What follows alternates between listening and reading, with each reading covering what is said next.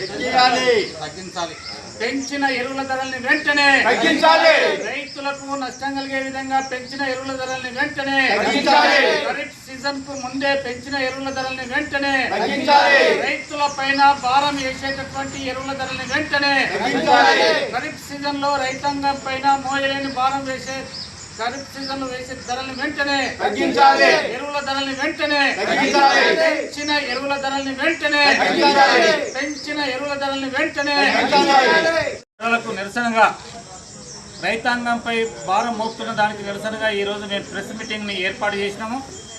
ముఖ్యంగా ఆరుగాలం పండించి కష్టపడి పంటల్ని పండిస్తున్నటువంటి రైతాంగానికి తీవ్రమైనటువంటి నష్టం కలిగించే విధంగా ఖరీఫ్ సీజన్కు ముందుగానే ఈ ధరల్ని ఎరువుల ధరల్ని పెంచి రైతులపైన మోయలేని భారాన్ని మోపుతున్నది.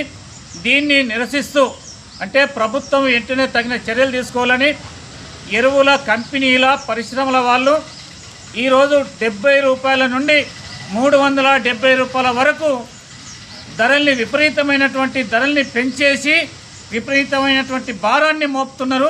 ఇది సరైనటువంటిది కాదు అని చెప్పి, ఎందుకంటే ఇప్పటికే ఏదైతే యాసంగిలో రైతు కింద మీద పడి అనేక కష్టాలతోని అతివృష్టి అనావృష్టిలతోని బాధపడి పంటలు పండించుకొని అమ్ముకునే సమయంలో కూడా తగినటువంటి గిట్టుబాటు ధర రాక కొనే వాళ్ళు లేక ప్రైవేట్ వాళ్లకు తక్కువ ధరకు అమ్ముకొని మోసపోయినటువంటి రైతాంగానికి ఇప్పుడు మళ్ళీ వర్షాకాలంలో ఖరీఫ్ సీజన్లో అంటే సీజన్కు ముందుగానే ఎరువుల ధరల్ని కొనకన్నా ముందే ధరల్ని విపరీతంగా పెంచి పడేసారు.